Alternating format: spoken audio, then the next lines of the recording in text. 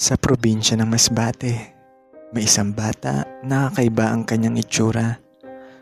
Ang kanyang balat ay kasing itim ng uling at ang kanyang mata ay umiilaw ng kulay pula sa tuwing nasa dilim ito na maihahambing sa mga mata ng mga hayop. Ang batang ito ay tawagin na lamang natin sa pangalang Toto. Dahil sa kakaiba niyang itsura, buong buhay ni Toto ay nasa loob lamang siya ng kanilang bahay at hindi pa ito nakakalabas ng kanilang lugar kung saan maraming tao dahil na rin sa takot na baka matakot sa kanya ang mga ito. Pero hindi naging hadlang sa batang ito na magsilbi at tumulong sa mga gawaing bahay sa kanyang magulang. Dahil si Toto ay isang responsable at masipag na bata. Katuwang siya ng kanyang ina sa mga gawaing bahay, gaya ng pag-iigib, pagsisibak ng kahoy, at kung ano-ano pa. Buong buhay ni Toto ay malaking palaisipan sa kanya kung bakit naiiba siya sa mga tao at kung bakit iba ang kanyang itsura sa kanyang ina na si Carla.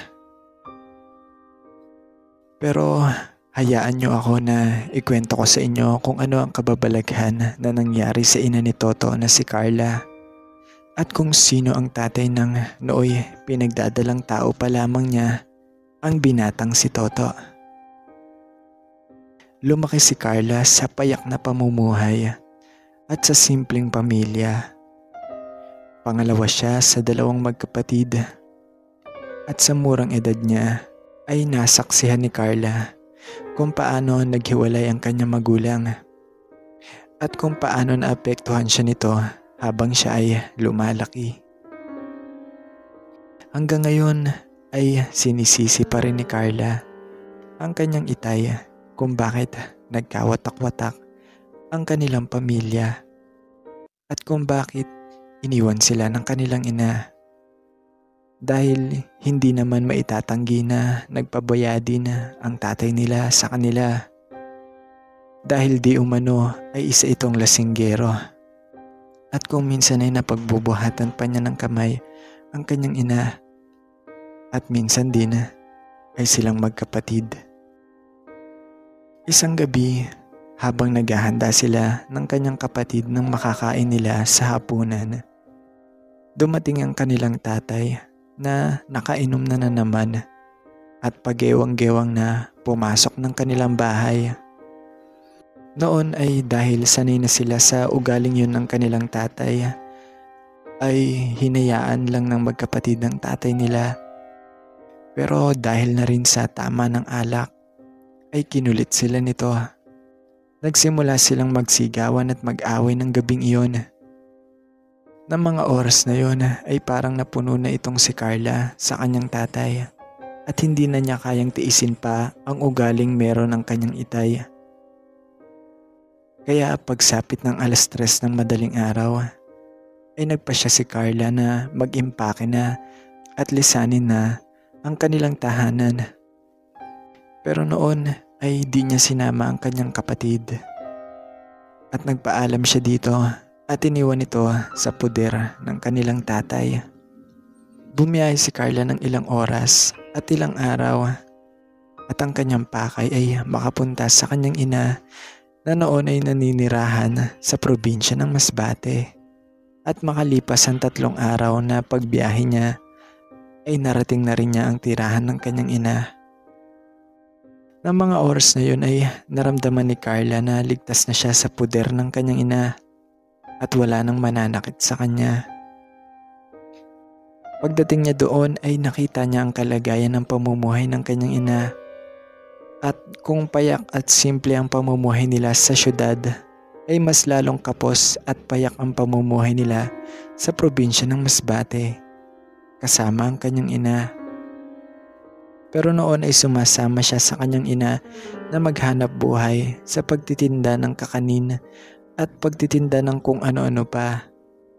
At yun ang pinagkukunan nila ng ipinanggagastos nila sa araw-araw. Maliit at maituturing na parang isang bahay kubo ang kanilang bahay, at sa gabi ay kandila lang ang nagsisilbi nilang ilaw dahil wala silang kuryente at tulo ng tubig.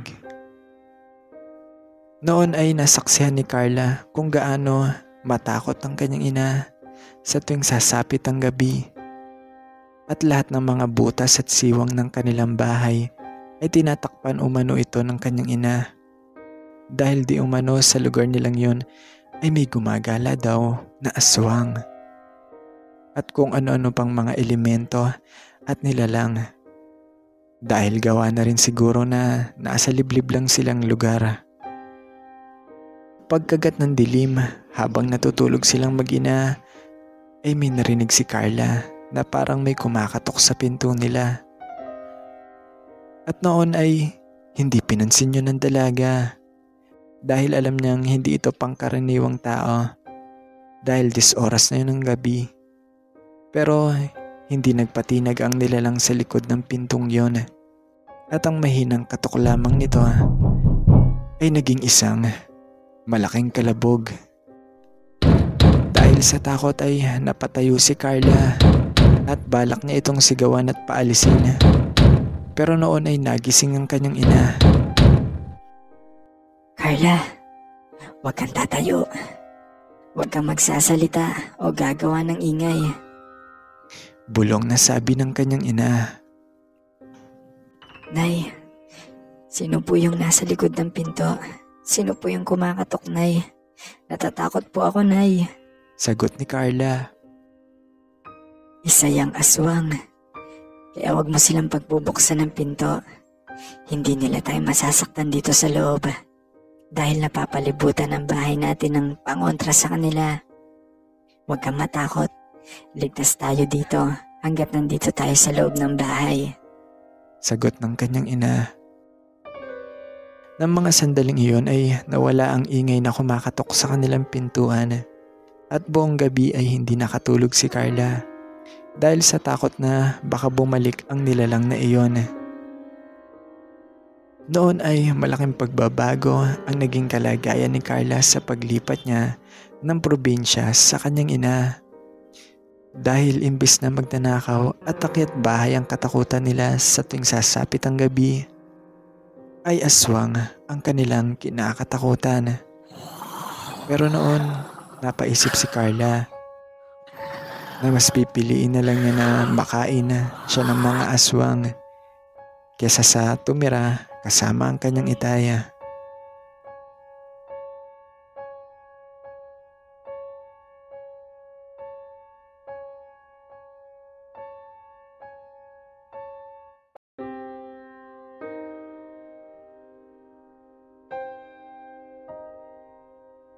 Kinaumagahan ay nagpasya ang kanyang ina na siya na lamang muna ang maglalako ng kanilang paninda. Si Carla na mag-isa sa kanilang tahanan noon. Ilang oras ang lumipas, natapos ni Carla ang mga gawain sa bahay tulad ng paglilinis sa kanilang tahanan. At ang tanging gawain na lang niya na gagawin nito ay ang paghuhugas ng plato. Sa kusina nila, ang pinakabukas na lugar. Mararamdaman mo dito ang simoy ng hangin na pumapasok dito dahil sa mga bukas sa bintana nito. Habang naghuhugas ng plato ang dalagang ito ay napalingon siya sa labas nang may makita siyang tao sa taas ng buko. Pinanood niya noon ang lalaking nasa itaas ng buko na yun. Noong mga oras na yon, ang lalaking ito ay kumukuha ng mga bunga nito. Napamangha naman si Carla noon kasi naakyat ng lalaking yon ang matirik sa taas na puno ng bukong iyon. Pero maya-maya lang ay nakita ni Carla na bumaba na ang lalaking iyon ng dahan-dahan sa puno ng buko. Pagkababa nito ay pinulot niya isa-isa ang mga nakuha niyang mga bunga ng buko na kanyang ibinagsak kanina. Pagkalagay nito sa isang basket ay saka nagpasya ang lalaking iyon na lisanin na ang lugar at umuwi na sa kanilang bahay. Noon ang daan papunta sa kanilang bahay ay madadaanan nito ang bahay nila Carla. Habang naglalakad siya papalapit sa bahay nila Carla ay naaaninag niya ang itsura ng dalaga mula sa bintana kung saan nga noon ay naghuhugas ng plato si Carla. Miss, gusto mo ng buko? Alok ng lalaki kay Carla. Hindi na po. Iuwi mo na lang po yan sa inyo. Salamat na lang po. Sagot naman ni Carla noon na tumanggi siya noon dahil napansin niya na parang 5 peraso lang naman yung mga nakuha ng lalaki na yon na nag-alok sa kanya. Hindi. Okay lang naman. Kasi araw-araw naman ako kumukuha ng buko dyan. Kaya marami naman kami nito sa bahay. Ito. Sige na. Kunin mo na ito. Sayang naman. Alam mo, pwede mong gawing buko juice ito. Wika ng lalaki at sabay inabot ang 2 buko kay Carla. Salamat ha. Alam mo, nag-abala ka pa. Hindi Ayos lang yun sa akin. Nga pala, anong pangalan mo? Tanong ng lalaki. Ako nga pala si Carla. Ikaw, anong pangalan mo? Dante. Anak ka siguro ni Aling Imelda. Oo. Kakarating ko lang dito kasi bali 5 araw pa lang ako nandito. Sagot ni Carla. Ganun ba? Kaya pala ngayon lang kita nakita. O siya, magalak na nakilala kita Carla. Aalis na ako. Sa susunod na lang ulit. Sige Dante. Salamat pala dito sa buko na binigay mo ha. Sagot ni Carla at nagpaalam na sa kanya si Dante at naglakad na ito pauwi. Ng mga oras na yun ay parang nabihag si Carla sa binatang si Dante dahil siguro ay ngayon pa lang siya nakakilala ng magalang at mabait na lalaki sa buhay niya. Ibang-iba pala talaga ang ugali ng mga probinsyano kaysa sa mga lalaking nakilala niya sa syudad kung saan siya tumira at lumaki. Kinabukasan, inaiwan ulit si Carla na mag-isa sa kanila. At noon ay naglako muli ang kanyang ina ng mga tinitinda nilang kakanin. Ng mga oras na yun ay dali-dali siyang naghugas ng plato noon dahil nagbabaka sakali siyang makita niya muli ang binatang si Dante. At baka kumuha nga ulit ito ng mga buko sa harapan nila. Naghintay siya ng ilang sandali at ayun na nga, nakita niya muli si Dante. Pero noon nang makita niya si Dante ay patapos na pala itong kumuha ng mga buko noon at papauwi na ito nang makita niya ito. Nang makita ni Dante si Carla sa bintana ng kanilang kusina ay inalok niya muli ito na bigyan ng dalaga ng mga nakuha niyang buko kanina. Dante, nakakahiya naman sa'yo. Puro mo ako binibigyan ng mga pinaghirapan mong kunin ng mga buko. Sagot naman ni Carla pagkabigay ni Dante ng mga nakuha niyang buko. Sa araw-araw na lumipas ay walang patid ng pagkikita ng dalawa at di makakaila na nahulog ang dalawa sa isa't isa. Noon, nilihim ni Carla ang pagkikita nila ni Dante sa kanyang ina. At noon ay walang kaalam-alam si Imelda na magkasintahan na pala sila ng kalapit-bahay lang nila na si Dante. Hanggang sa isang araw, paglipas ng mga buwan, napapansin niya na parang unti-unting lumalaki yung tiyan ni Carla. At noon ay nagtaka na si Imelda at alam na niya sa sarili niya na nagdadalang tao si Carla.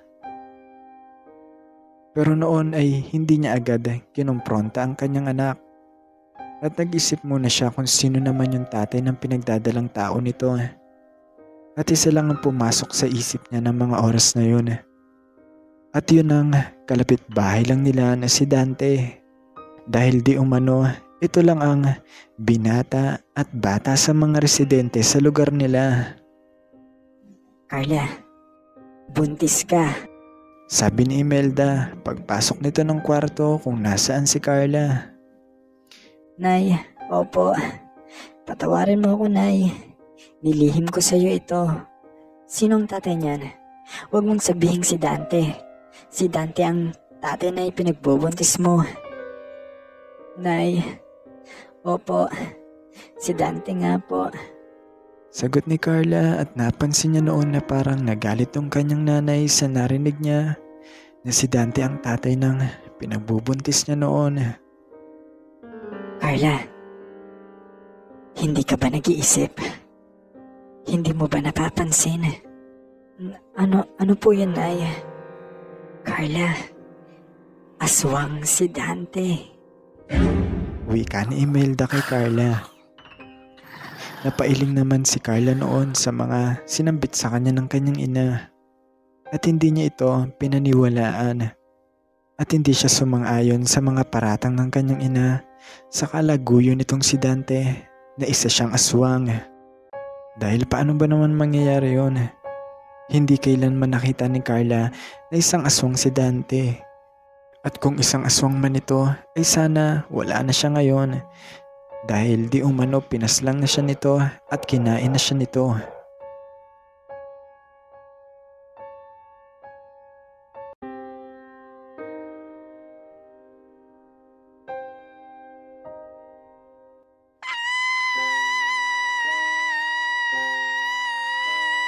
Isang malakas na sigaw ang gumising kay Imelda kinabukasan.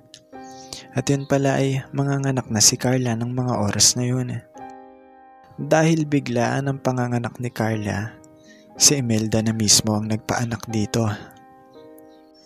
Sige pa, Carla, iri lang.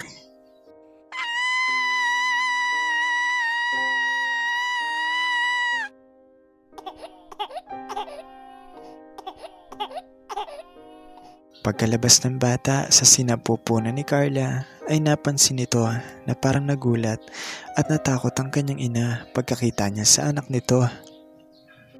Nay, anong problema? Anong nangyari sa anak ko? Tanong ni Carla. Hindi sumagot si Imelda ng mga oras na yun at binuhat niya lang ang bata at ibinigay ito kay Carla. Nay, anong nangyari sa anak ko? Sabi ni Carla pagkakita niya sa anak nito. Nagtaka siya ng mga oras na yun dahil ang anak niya ay naiiba sa lahat ng nakita niya dahil kulay uling ang balat nito. Carla, sabi ko sa'yo, aswang nga talaga si Dante. At yan ang pruweba, yung anak ninyo. Ng mga oras na yun ay tinanggap ni Carla ang kalagayan ng kanyang anak. Kahit kakaiba ang itsura nito, pinangalanan niya ang kanyang anak na si Toto. Kinabukasan, nagpunta si Dante sa bahay nila Carla. Pinagbuksan naman siya ng pinto ni Imelda.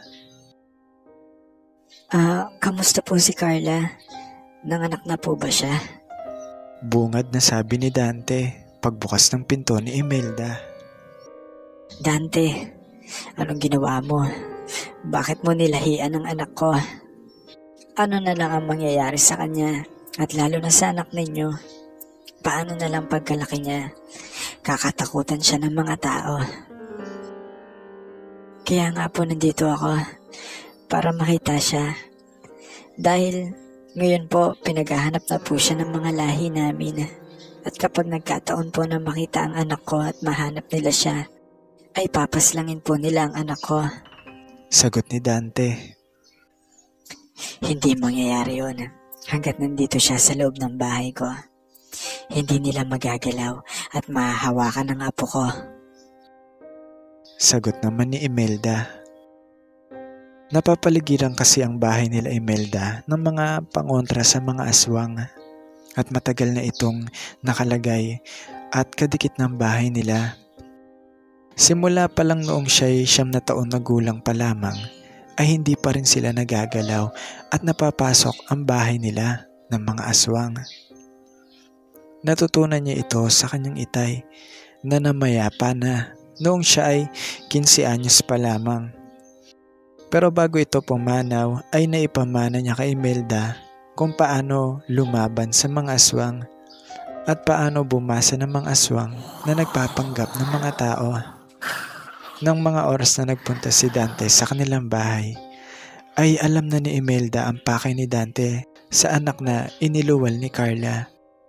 Dahil di umano ay kukunin niya ito para mailayo kay Carla at iaalay umano niya ito sa mga lahi nila. Wala namang nagawa si Dante ng mga oras na yun at hindi niya nakita ang kanyang anak. Kaya nagpasya na itong umalis dahil kahit makipagsapilitan siyang pumasok sa bahay nila Carla ay hindi niya magagawa ito dahil masusunog lang siya sa mga pangontra ni Imelda sa loob ng bahay nila. Kinagabihan, nagising ang mag-ina sa mga ungol ng mga aswang sa labas ng kanilang bahay at kinukuyog ng mga ito ang kanilang bahay. Ng mga oras na yun ay hindi na natakot si Carla. Kumbaga, parang nasanay na siya sa mga alulong ng mga aswang na gusto silang kunin. Carla, alam ko nandito sila para kunin nila si Toto. Nakutuban na nila na anak siya ni Dante at nandito sila dahil ang pakay nila ang bata. Hindi nila makukuha ang anak ko. Sagot naman ni Carla. Sa gabi-gabi na lumipas ay walang patid ang pagkuyog ng mga aswang sa bahay nila Carla.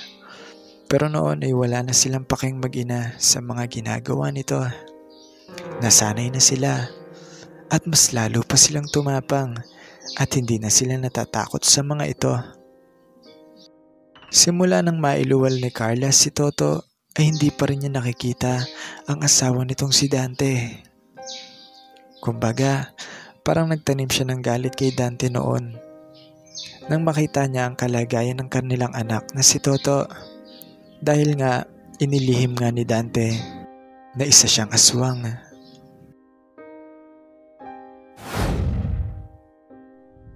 Makalipas ang 7 taon ay namuhay silang mapayapa kahit na may alinlangan pa rin sila sa mga aswang na gustong kunin ng anak nila na si Toto. Sa lumipas na taon ay naging ligtas si Toto sa loob ng bahay nila. Subalit, ilang buwan ang lumipas, dinapuan ng malalang sakit si Imelda na nagdala sa kanya para hindi ito makalakad at nakaratay na lamang ito sa higaan niya dahil hindi na siya makatayo. Si Carla na ang bumubuhay sa kanila at si Toto naman ang nag-aalaga sa kanyang lola na si Imelda. Oh anak, aalis na ako ha. Huwag kang lalabas ng bahay ha. Huwag mo nang uulitin yung ginawa mo ng 1 linggo na pumunta ka sa taas ng bundok. Alam mo naman ang mangyayari anak kung makita ka ng mga tao, di ba? Para naman sa'yo ang ginagawa natin anak. O siya, sige na. Mag-iingat ka dito sa bahay. Alagaan mo si Lola ha. Sige po Nay, mag-iingat po kayo. Sagot ni Toto. Pagkaalis ni Carla para magtinda ng kakanin, si Toto naman ay sinuway niya ang payo ng kanyang ina.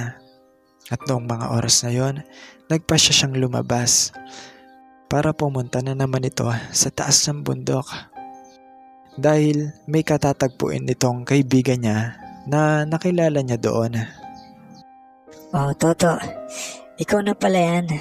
Akala ko hindi ka na pupunta. Kanina pa ako dito eh. Sabi ng lalaki pagkakita nito kay Toto. Pasensya ka na. Ngayon lang ako. Kakaalis lang kasi ni nanay eh. Nga pala, ano yung sabi mong ibibigay mo sa akin? Oo. Oo nga pala. Dala ko ngayon. Sabi ng lalaki. Pagkatapos nun, pinakita ng lalaki yung kwintas na may berdeng diamante dito. Diba, sabi mo, may sakit ang lola mo?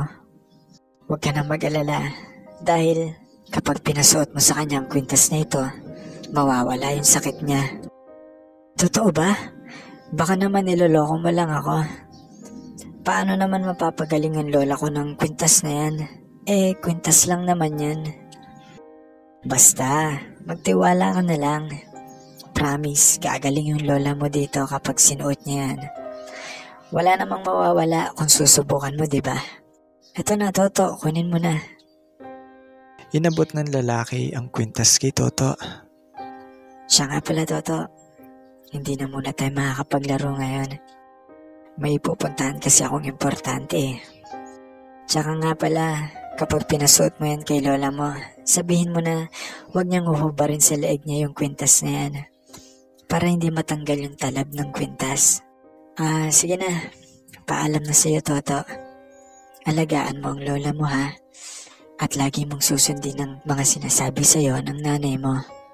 Sabi nito at umalis na ang lalaki. Si Toto naman ay hinawakan ng mahigpit ang kwintas na hawak niya. At pagka-uwi nga nito ay agad niyang pinasuot ito sa kanyang lola na noon ay natutulog. At habang natutulog nga ito ay isinuot niya ito sa leeg ni Imelda. Pagkasuot ng kwintas na iyon ni Toto ay namulat sa pagkatulog si Imelda at tumayo sa hinihigaan niya. Nagtaka siya nung mga oras na yun kung bakit parang bulang nawala ang sakit nito. Toto, ano nangyari sa akin? Lola, dahil yan sa kwintas na pinasuot ko sa'yo. Huwag mong tatanggalin yan, Lola, at mawawala ang talab niyan. San mo galing to, Toto? Diba, sabi naman ng nanay mo, huwag kang lalabas ng bahay. Sabi ni Imelda kay Toto. Pagkasabi naman nito ay pumasok si Carla at nabitawan niya ang mga daladala nito dahil sa gulat nang makita niya ang nanay nito na nakakatayo na at bigla niya itong niyakap. Kinagabihan ay hindi makatulog si Carla dahil sa mga iniisip nito at yun ay si Dante. Si Dante ang hinihinala niyang nagbigay kay Toto ng kwintas para gumaling ang kanyang nanay. Dante, alam ko nandyan ka. Huwag mo nang kitain si Toto.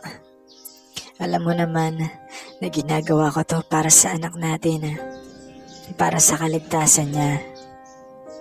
Alam kong mabuti kang ama, Dante. Pero mas makakabuti na ganito na lang tayo.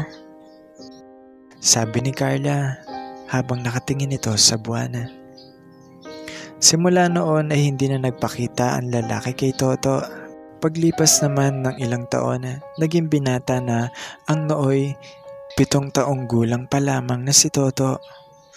Noon ay marami siyang natutunan sa kanyang sarili, gaya ng mag-anyong tao at ibahin niya ang kanyang itsura. Simula noon ay nakakalabas na siya ng bahay. Marami siyang natutunan sa paglipas ng taon sa pagiging tao at kalahating aswang.